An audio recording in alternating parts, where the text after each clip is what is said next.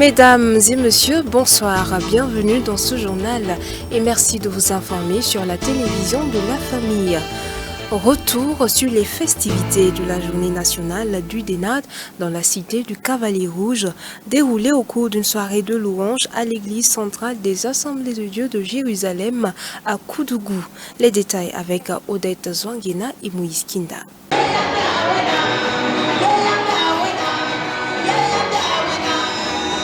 La journée nationale du département enfant des Assemblées de Dieu du Burkina Faso bat son plein ici à l'église centrale des Assemblées de Dieu Jérusalem de Koudougou.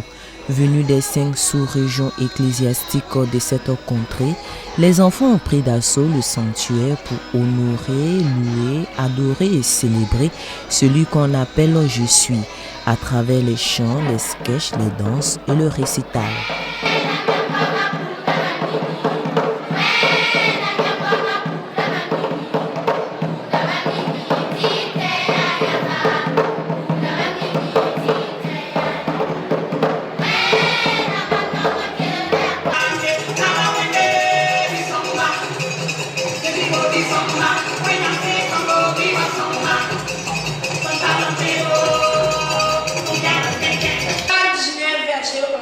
Je serre ta parole dans mon cœur, afin de ne pas pécher contre toi.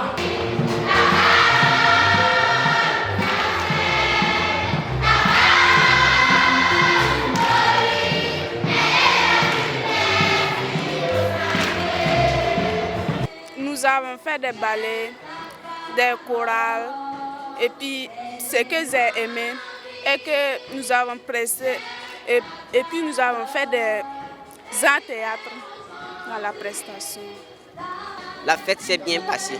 Ce qui m'a marqué, c'est la prestation des enfants de l'église Béniel. Pour moi, grâce à Dieu, le Saint-Esprit nous a bien aidés. Ça m'a tellement plu que je n'ai même pas les mots à dire. Dieu est grand, ce que je peux dire. Je rends grâce à Dieu. Je demande à Dieu que son Esprit Saint soit toujours parmi les moniteurs pour les guides de ses enfants, au nom de Jésus. Parlant de la préparation, je crois que nous avons impliqué les responsables des sous-régions et c'est à leur tour, ils ont impliqué les moniteurs des églises et ensemble, ils ont organisé les enfants pour que nous puissions voir ce que nous voyons ce soir. Les tout-petits ont offert des prestations de belles factures qui ont séduit plus d'un dans le bureau national qui s'est laissé transporter par l'ambiance qui prévalait. Nous avons assisté ce soir à une soirée de louanges conduite et prestée par les enfants.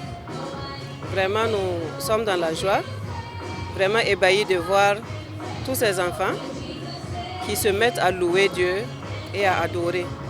Donc vraiment nous sommes réjouis de voir les fruits du travail des moniteurs dans la vie des enfants au travers de leur service pour Dieu. Rendez-vous est donc pris en janvier prochain dans une autre région ecclésiastique avec un nouveau thème pour célébrer la journée nationale du Dénad édition 2024.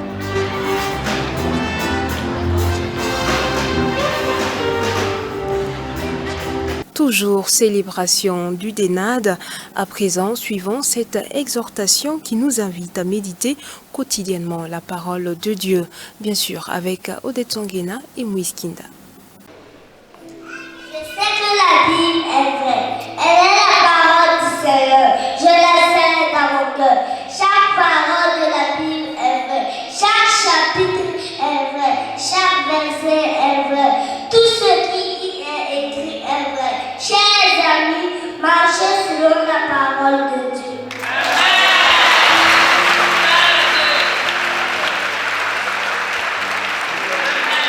L'église locale des Assemblées de Dieu de Guiptanguin dans la région ecclésiastique de Manga célèbre ses 50 ans d'existence. Plusieurs temps forts, dont l'inauguration de nouveaux temples, ont meublé la célébration. Les images ici avec Moïse Kinda.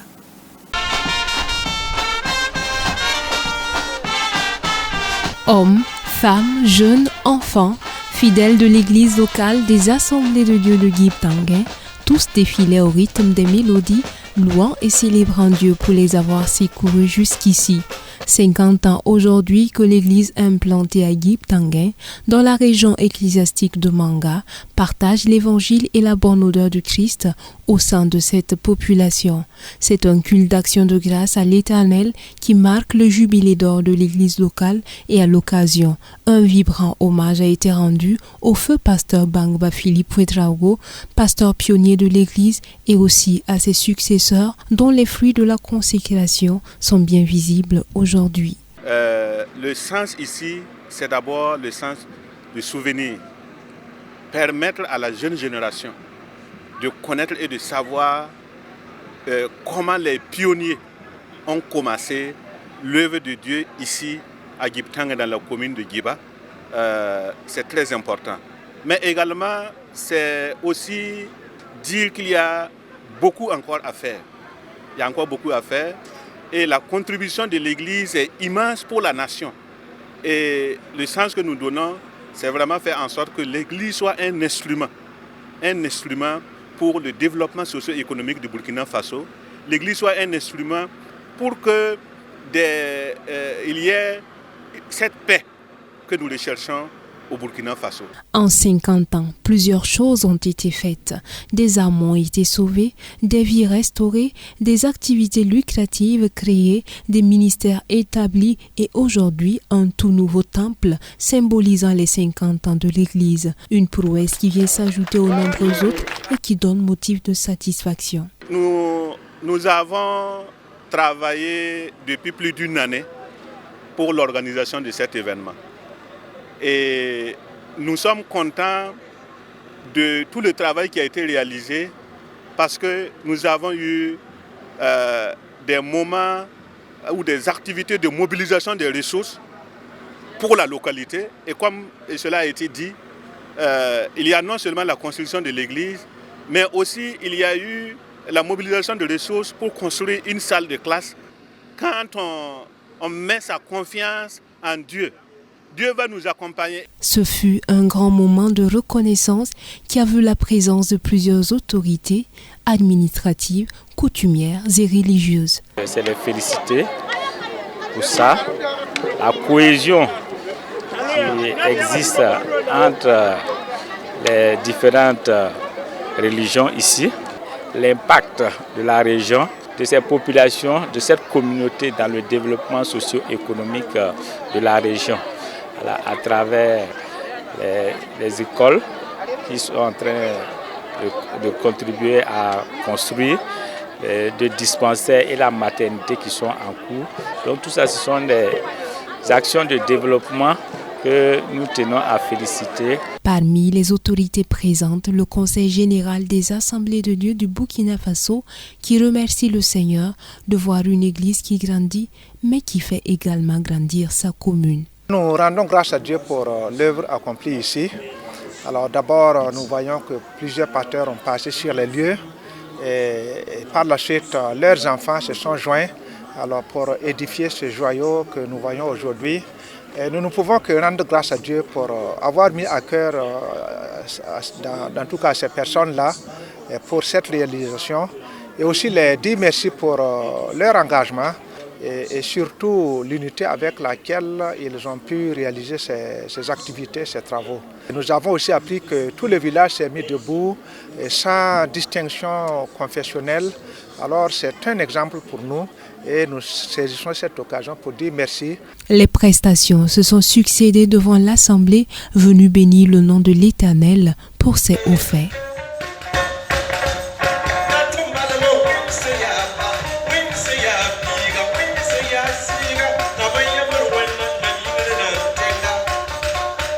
À présent, dans l'actualité hors de chez nous, en Tanzanie, des rats pour détecter la tuberculose chez les séropositifs. Une étude réalisée par une ONG en 2016 montre que les rats sont plus précis à 75% pour détecter la tuberculose que les méthodes standards. Dans ce laboratoire de Dar es Salaam, ces rats sont considérés comme des héros. Entraînés à renifler des échantillons de crachats humains, ils parviennent à identifier la tuberculose chez les personnes vivant avec le VIH. Ce projet, dénommé Apopo, d'une ONG belge, a été initié en 2008. Aujourd'hui, ces animaux sont utilisés dans 21 centres médicaux de la capitale tanzanienne. La sensibilité de ces rats est aussi élevée que celle des microscopes et par rapport aux autres tests. Leur sensibilité est indépendante du statut VIH, c'est-à-dire qu'ils peuvent facilement identifier la tuberculose chez des personnes vivant avec le VIH. Sachant que pour les personnes vivant avec le VIH, il est souvent très difficile d'être diagnostiqué par un test standard, y compris le GeneXpert dans les microscopes. Une étude réalisée par cette ONG en 2016 montre que les rats sont plus précis à 75% pour détecter la tuberculose que les méthodes standards des laboratoires. Cela s'explique par leur muqueuse nasale recouverte à 50% de récepteurs olfactifs. Les techniques de laboratoire conventionnelles peuvent prendre entre 2 heures, voire même 14 jours par échantillon en fonction de la technique utilisée, alors que les rats seront en mesure de terminer un test de 50 échantillons en 2 heures, ce qui serait idéal dans des endroits éloignés comme le Mozambique ou les endroits ruraux. Ce laboratoire envisage de réaliser une nouvelle étude car la précédente présentait certaines lacunes. Son personnel est convaincu qu'elle démontrera que la sensibilité de ces rats peut atteindre 90% pour une approbation de cette méthode par l'Organisation mondiale de la santé. En Libye, la réunion de la Ligue arabe sur fond de boycott. Le secrétaire général de l'organisation, l'Égypte, les Émirats arabes unis et l'Arabie saoudite figurent parmi les grands absents. C'était un test de légitimité pour le gouvernement libyen basé à Tripoli. L'organisation dimanche de la réunion consultative de la Ligue arabe. L'initiative a cependant été boycottée par plusieurs pays. Seuls 5 des 22 membres ont envoyé leur chef de la diplomatie dans la capitale libyenne. Et pour cause, la légitimité du Premier ministre Abdelhamid Deiba. J'émets des réserves sur la position de certains pays absents en raison de certaines attitudes négatives que nous constatons depuis que la Libye exerce son droit de présider le Conseil de la Ligue arabe. Nous considérons que ces attitudes négatives ne contribuent pas à la stabilité de mon pays, la Libye. Le chef de la diplomatie tunisienne présente à la réunion a mis en avant la nécessité d'aider la Libye à surmonter ses divisions. Nous exprimons l'étendue de notre solidarité avec le peuple libyen dans sa voie consensuelle et sa possession de la solution que nous souhaitons. Prions et aidons pour qu'il y ait une solution libyenne en la plaçant sur cette voie consensuelle. Le gouvernement libyen basé à Tripoli est contesté par celui dirigé par Fatih Bachaga, basé à l'Est. La secrétaire américaine au Trésor, Janet Yellen, est pour un partenariat gagnant-gagnant entre l'Afrique et les États-Unis.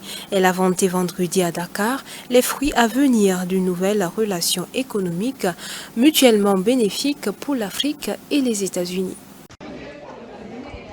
À peine un mois après le sommet États-Unis-Afrique, la venue de la secrétaire américaine au Trésor à Dakar confirme le réengagement américain sur le continent. Selon Janet Yellen, Washington veut une nouvelle relation économique mutuellement bénéfique pour l'Afrique et les États-Unis. Les États-Unis se sont engagés à travailler avec l'Afrique pour concrétiser la promesse d'un avenir économique meilleur. Nous savons qu'une économie africaine plus forte est bonne pour le monde et pour l'Amérique, et le travail que vous faites ici est incroyable. Devant de nombreux entrepreneurs, elle a présenté un partenariat en matière de développement, d'investissement et de commerce dans différents domaines. Washington reconnaît le potentiel économique représenté par l'Afrique du fait de sa jeunesse et de la croissance de sa population et de ses classes moyennes.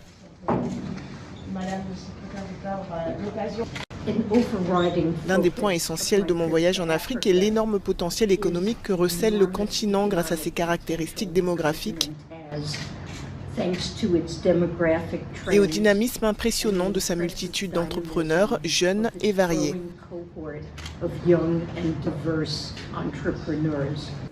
Janet Yellen, qui a opposé les approches américaines et russes, a accusé Moscou de se servir des denrées alimentaires comme d'une arme. Elle a aussi évoqué les pratiques de la Chine, très présentes sur le continent, et en particulier le surendettement de nombreux pays africains vis-à-vis de Pékin. Sa tournée africaine doit se poursuivre en Zambie, puis en Afrique du Sud. Et voilà, mesdames et messieurs, qui referme cette session d'information. Merci de votre constante fidélité. Excellente suite de programme sur la télévision de la famille.